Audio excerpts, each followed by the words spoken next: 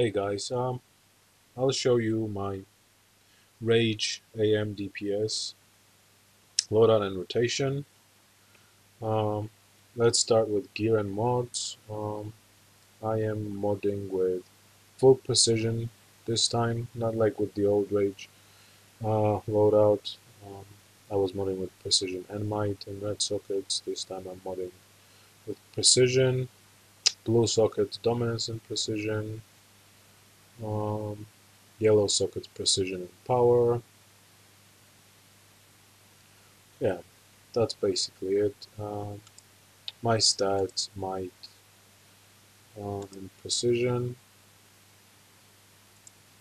For skill point distribution, for the weapon that I'm using, I am getting weapon mastery node without any combos, as you see.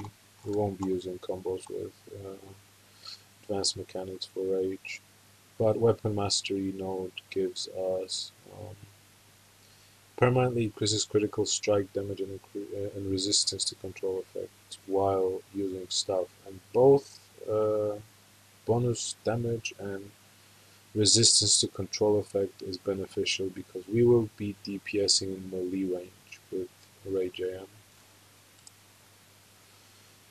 So I definitely recommend getting this weapon mastery node.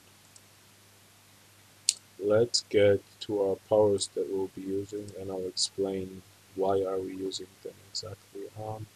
From Anger Tree we'll get Rage Blast, Relentless Anger, Eviscerating Chain, Violence, Lacerate, Gale Eruption, Berserk. From Punishment Tree, Ragebringer, Remorseless Recovery, Infuriate, Dreadful Blast, and Bloodlust. I got Infuriate. I'm not using this supercharge. I just got it to unlock those powers. You can get any other power if you want. You can get, for example, Revenge and try DPSing with it, although it doesn't do great damage compared to the loadout I'm using. So as to our loadout, this is what I'm using: Dreadful Blast, Scaling Eruption, Bloodlust, Relentless Anger, Berserk. It's really OP supercharge. It requires you to be um, closer to your target, but it's basically one of the most overpowered supercharges for DPS in the game at the moment. And Eviscerating Chain. And let me explain one thing. Without using Eviscerating Chain with my rotation, I'm able to get slightly better DPS, but I'll explain why I'm using it. Basically, the best and strongest loadout is Galing Eruption, Bloodlust, and Relentless Anger. Of course, Galing clipped with those two, and then Dreadful Blast combo spam. And then when those come off the cooldown, then clipping them together again and spamming Dreadful Blast. And when Berserk fills up, then clipping Galing Eruption with those three, including Berserk, and then spamming Dreadful Blast. There's one thing, this rotation, like any other rotation with Rage, to be effective and give us better results, we have to stand really close up to the target because of Relentless Anger. If we stay too far, this won't give us any benefit. And it gives us additional 20% damage, between 15 and 20% additional damage. So it's, if you want to maximize your damage with Rage, you have to stay up close. And it also um, activates your Rage. That means that, like in tank roll, all the damage you're getting gets healed back. But after the effect fades away, you get all that damage. You get hit with all that damage in an instant. So you basically rage crash, and with DPS gear and as a DPS, you most likely are gonna die. That's why I'm using Eviscerating Chain in my combo. I've created this rotation in a way that Eviscerating Chain is used right before Rage Crash, and it nullifies the effect of the Rage Crash, so we won't get that huge damage that we might have accumulated during our DPS time when we're up so close to the ad, and we basically nullify the rage crash. Plus, it's a finisher, so it does decent damage. It doesn't do as great damage as Dreadful Blast combo, but if the target is under 35% health, it does even better damage than Dreadful Blast. So it's very beneficial. It removes effects of the Rage Crash, and plus it does additional damage when the target is below 35% health.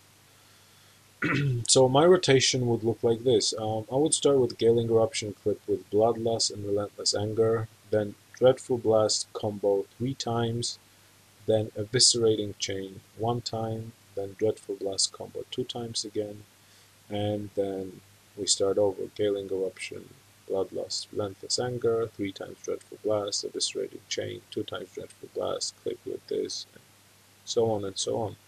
And this rotation is timed in a way that you use Eviscerating Chain in the moment when right before Rage Crash, and then after second Dreadful Blast combo, after Eviscerating Chain, basically Galing Eruption, and those powers come off cooldown, so you can clip it with this, and it fits with one another pretty nicely.